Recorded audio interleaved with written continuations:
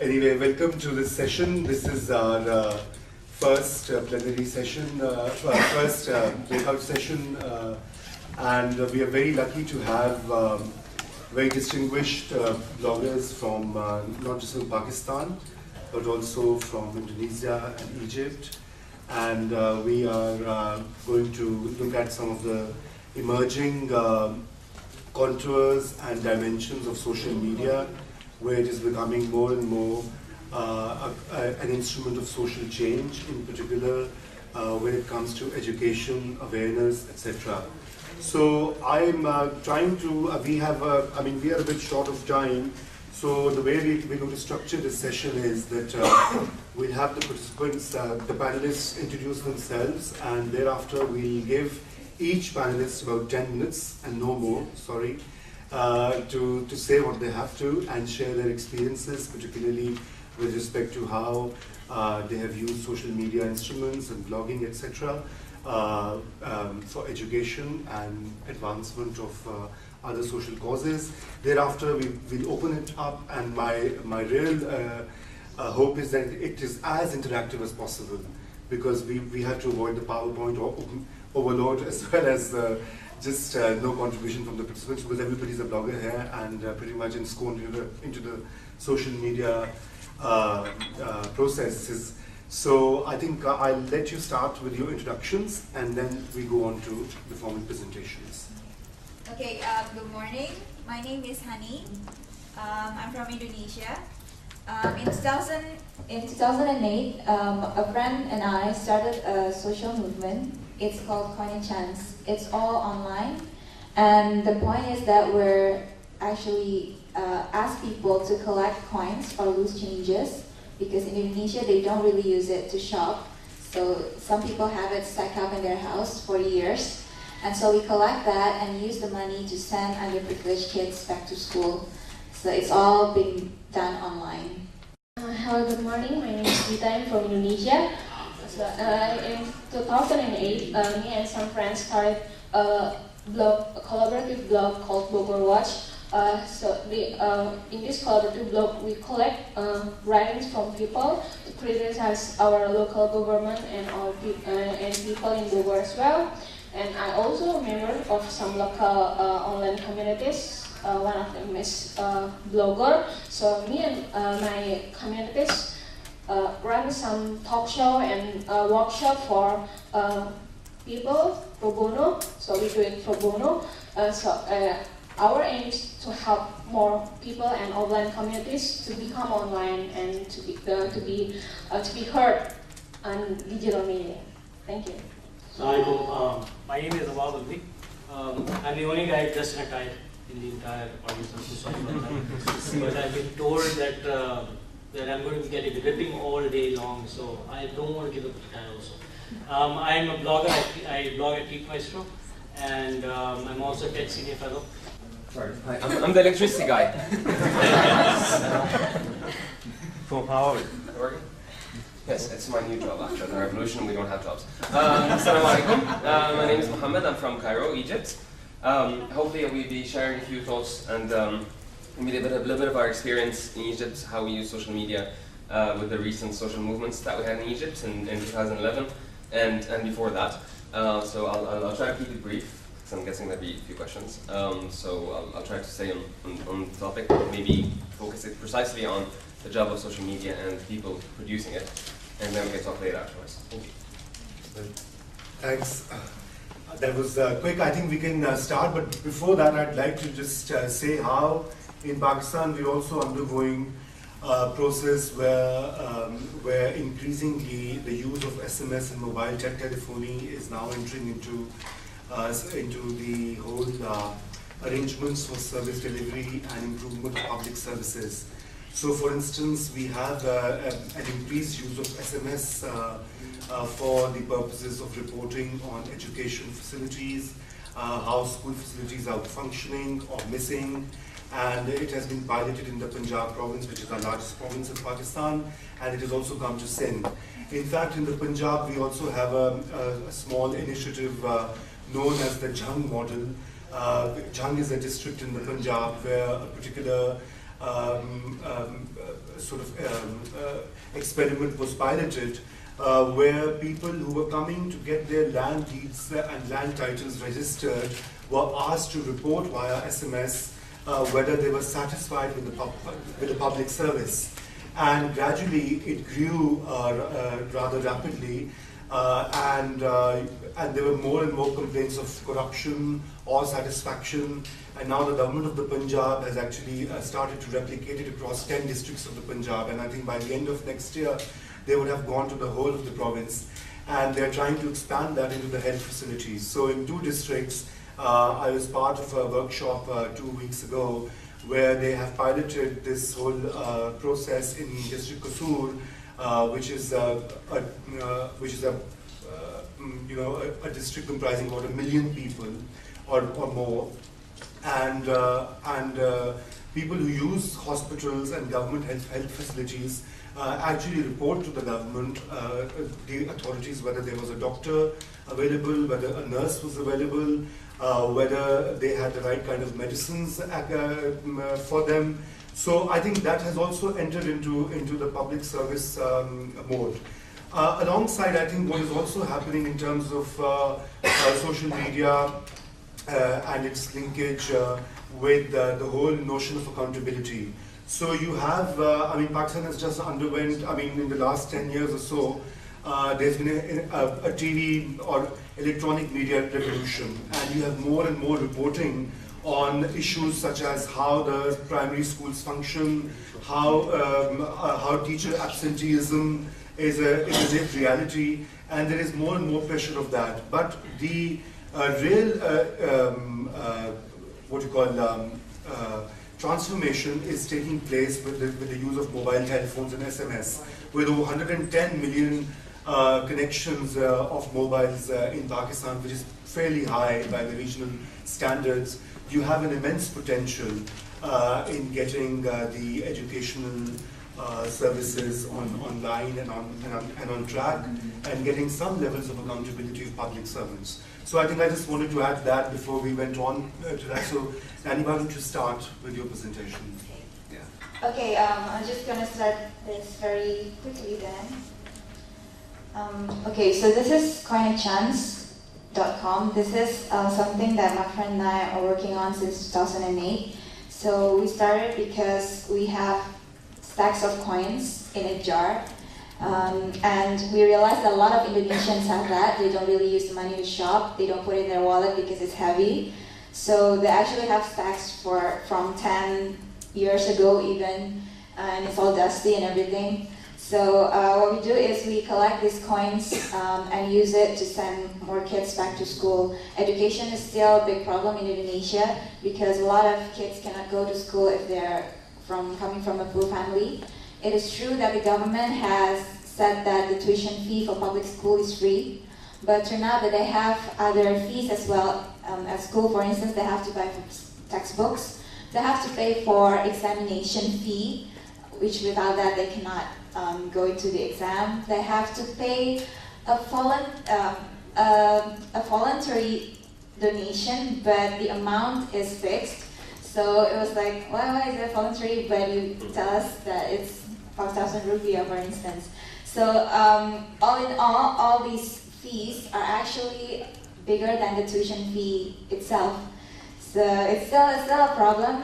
In some public schools, they have a good policy to apply that, but in some other public schools, because there are a lot of public schools in Indonesia, they just don't do it right.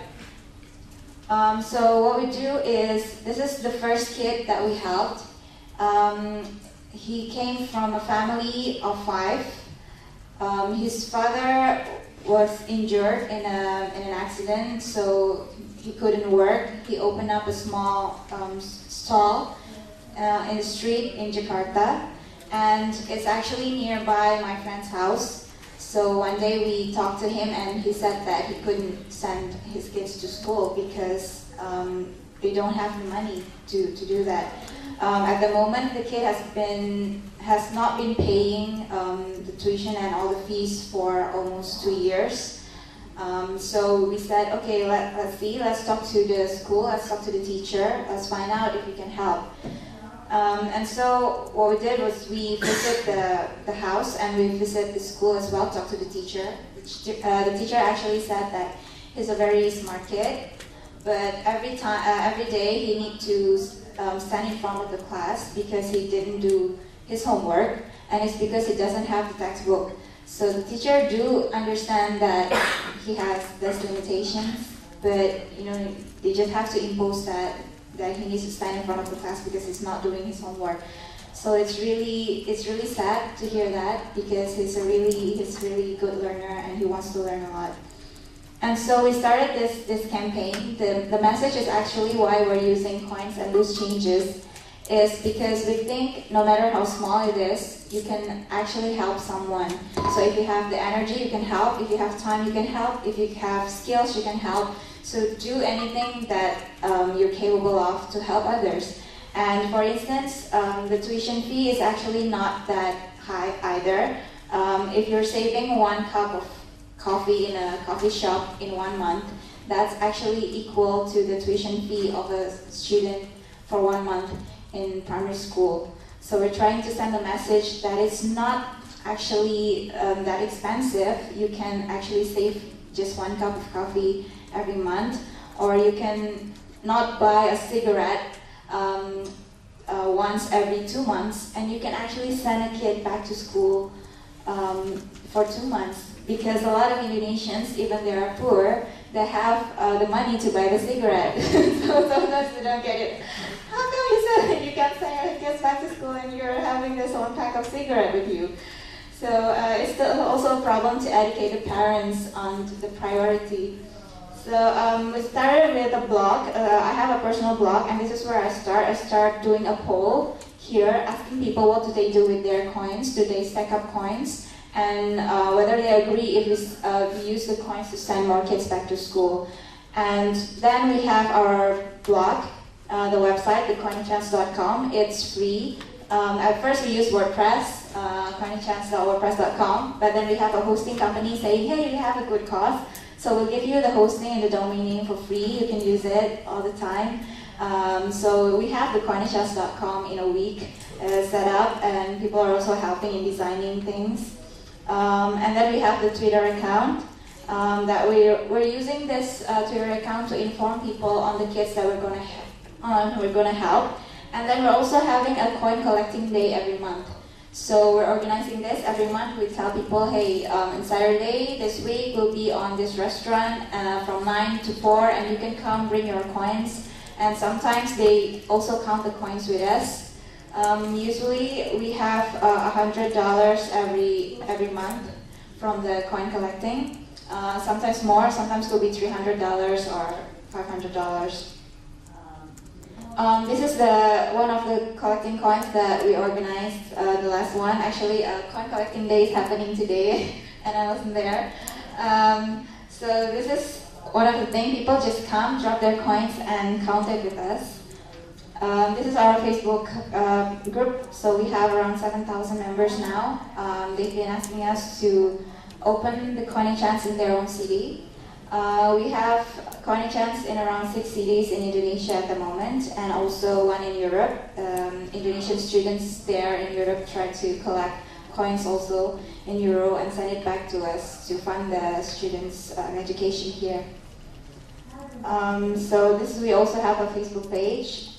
And these are all the people that is joining. Some of the coins are very old coins, but it's still the bank still accept it. Sometimes it's really dusty. Sometimes when you do collecting, you find things that you get your hands dirty, and there are something like nails or hair or a lot of weird stuff in there. So it's interesting to see, because people have been stack up coins for years and never used it. So this is one of the kids that we also help. This is in Solo, in Central Java. She's also about to graduate from high school, but couldn't get the fund to actually graduate it. So we came down there and meet the principal and tell him that we got this Coiny Chance program. And we also usually, for the donation, when we go to the school, we always bring a bottle of a jar of coins to them. and not really using the banknotes. And it's to send a message that actually, hey, you can do this in your own school. You can have one jar in your own school where all of your students can just stack up their coins, those changes there, and it could be used to fund another student's education. And it has also been adopted in offices, in some media offices as well. They have tin cans, so they collect it every month, they bring it back to us. So they organize their own Koni-chans, and we always said, you know, this is free for you to adopt. You can adopt it in your university, in your school, or with your families and friends, because you'll never know what will come from that. One thing that makes it easier for us to get more people donating is also because through social media, it's easier for the media to hear about us. So they come and do an interview and make a story, also documentary. There are several English papers in Indonesia that make a story and a feature of us, like Jakarta Globe and Jakarta Post. And since then, we got lots of offers from companies as well to work with them, whether they can do it, work with us as a part of their CSR program. So we've been working with several companies like Coca-Cola, Nokia, Merck, the pharmaceutical company, and also the Latinosa company, which is a tin can company. So they're producing 5,000 tin can coin jar for our cause, and they give it away for free, so everyone can have it in their office. So it's really helpful to have new media there to actually spread the word and get more people doing it. We also got featured in a television show in Indonesia, the Kigandi show. It's actually an episode whereby they invited, ordinary people who do something for society. It's not a really big thing or a huge thing, but they do small things and small changes in their own community. And I think it's great because we need to start from ourselves as well, and helping the closest person that are around us. So, okay, 2 minutes. Okay, there are actually, since 5 years ago, Indonesians are very pessimistic about Indonesia. So I myself am very pessimistic about the country. But in 2009, after the bombings in Ritz-Carlton and Marriott, we come up with a hashtag called Indonesia Unite, and it becomes a trending topic on Twitter for a few days. And the idea behind Indonesia Unite is to actually send a message that, hey, we're not afraid of terrorism, we're not afraid of bombs, we'll fight back and we'll stay strong as a nation. And what happened was that after that, Indonesia Unite in 2009, we became very proud of being an Indonesian. We realized that the media doesn't always tell the good news about the country. And for instance, our national choir team win in the World Festival of Choir, and it's not in the headline. It's always about the corruption and all the bad things. So people starting to having this website called Good News from Indonesia, GNFI. So they collect good news from everyone about Indonesia and publish it online. So people submit, hey, I heard they have a lot of tabs from tourism to politics, to arts and culture, education and everything. So they share the story about, the good news from Indonesia, and it's really exciting to see that people are start doing that. They feel like they're involved in whatever they're doing. So I think another one is Blood for Life. It's also a Twitter movement to connect people who need bloods with those who want to donate blood. So they just tweet on Twitter, hey, in this hospital I need an A+ blood, contact this person. And then, Twitter user who doesn't know who this person is will come to the hospital and say, okay, I want to donate my blood. And also it happened to Ong actually when he went to surgery in Malaysia. He couldn't find a blood donor and he tweeted it, we tweeted it, we have some blogger friends in Malaysia, and then they come to the hospital in Malaysia to donate their blood. So it's really, we feel how it actually changed things. So this is the Blood for Life, and then we have also people like Ainun, which is the principal of Academy Berbagi. It's a free academy, so a lot of people could not afford courses. What they do is they will invite people who want to share about something, for free. It could be about advertising or copywriting or anything. And then they will try to find a venue. They will try to borrow a venue from a company, their meeting room, and then invite people to come for free. So it's like a free course in a lot of different cities in Indonesia where experts will just share their knowledge for free and provide free workshops for everyone. And yeah, this has been, there are a lot of more social movement than my movement in Indonesia. So feel free to ask more. I hope to see more social movements in Pakistan as well because I know it's going to be great. Thank you.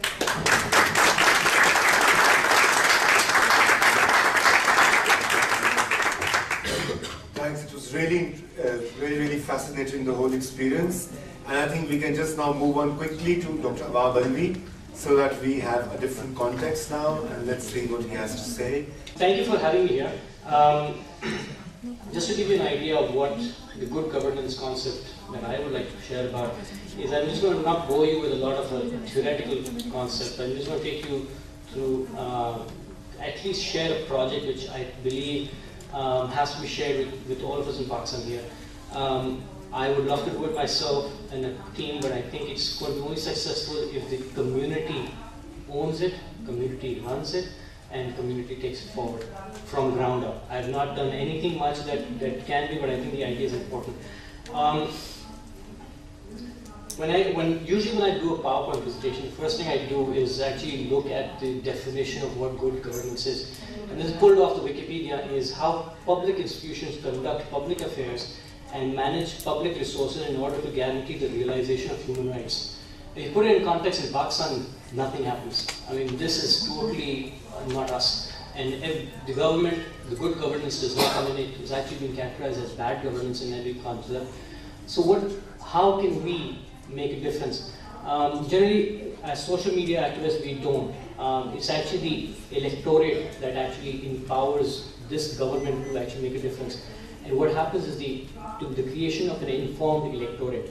Citizens, when they exercise their right to vote, have the necessary information to protect their own interests.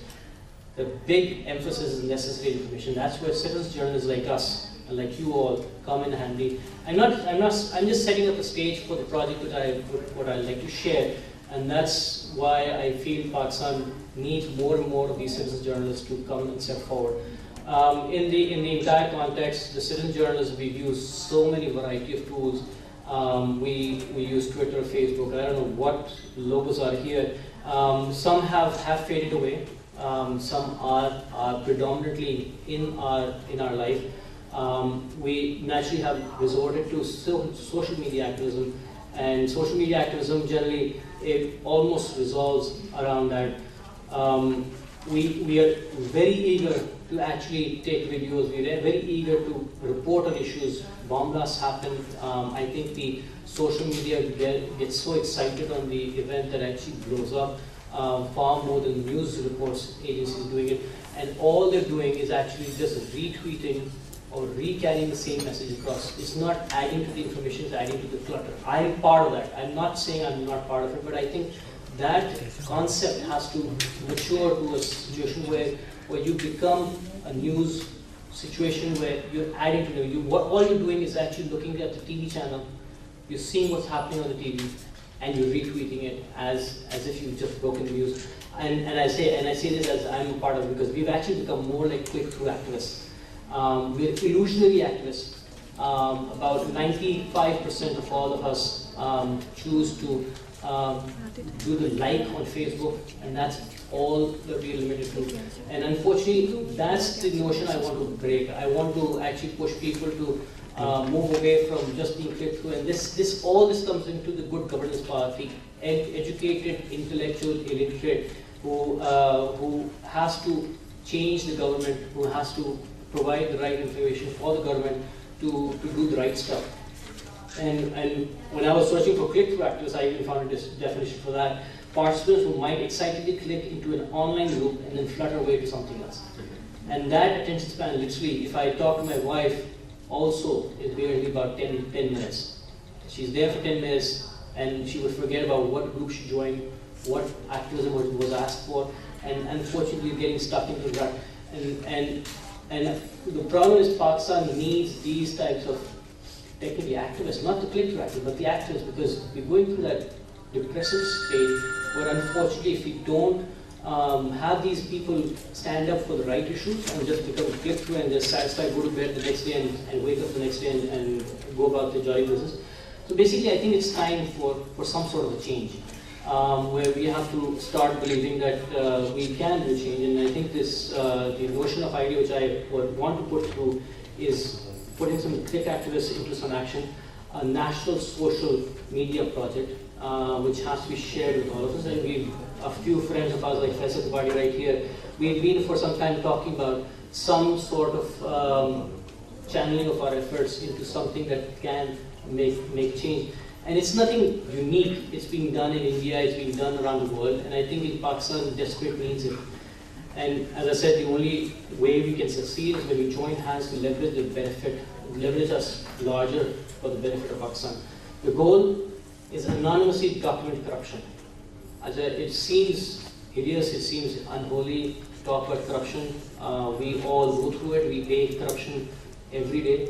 But when we pay it, after that we we are very irritated, but we can't say it to anyone. We're scared. The minute we say it's going to bounce back on us. And I think a few days, a month or so back, Faisal and I were talking to someone and we found this iPaidAbride.com.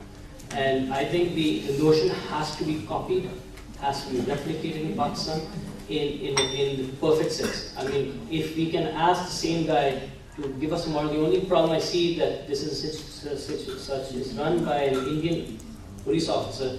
The problem that people will face here in Pakistan is the fact they'll say that it's an Indian propagated agenda. So don't go with iPaidAbride, do something exactly, use that model, the guy is ready to help us out, but we have to leverage it.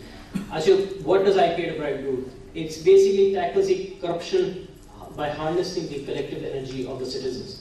It reports, people come in and report incidents, issues, small issues, and just basically share this anonymously, making sure that no names are taken, but you're actually categorizing where it happened, which city it happened, maybe the district, the town, maybe the department also. If the anonymous, if the person is not being exposed and risked out. And what will happen is over a period of time, maybe about 2-3 years, you see these graphs develop, where Karachi might have certain X amount of corruption going on, where Karachi's Sadr Passport Office might have X plus 2.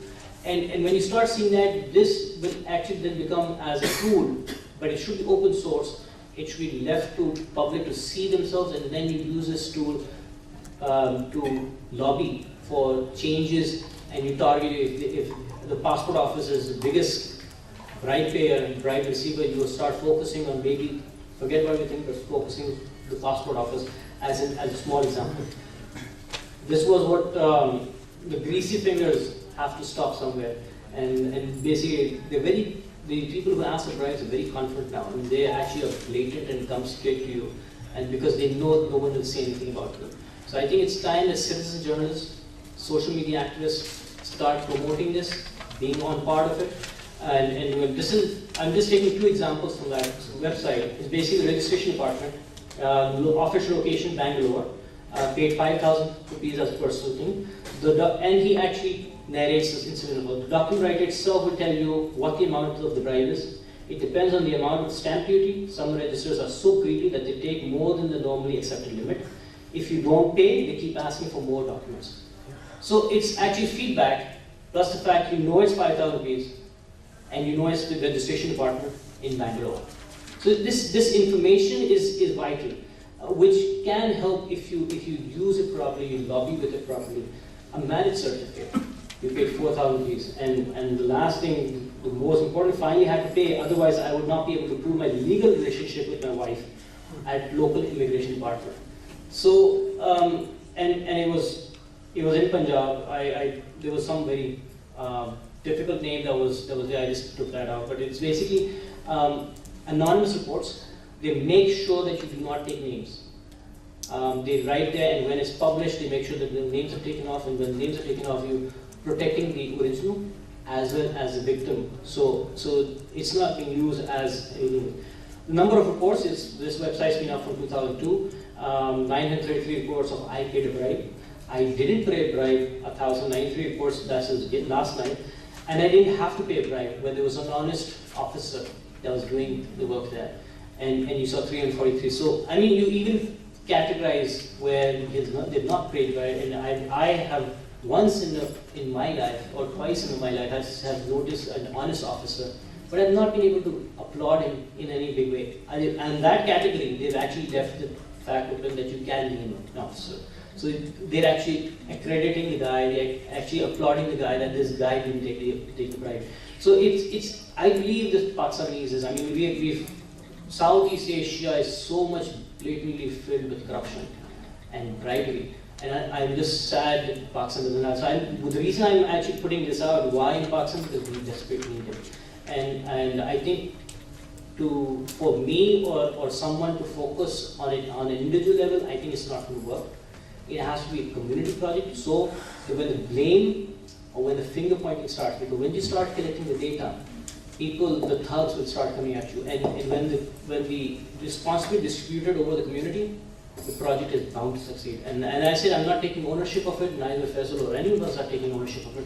The importance is I think we share it as an open community. People willing to be part of the project come forward. I'm sure, I can guarantee you we'll get enough funding to take this project on.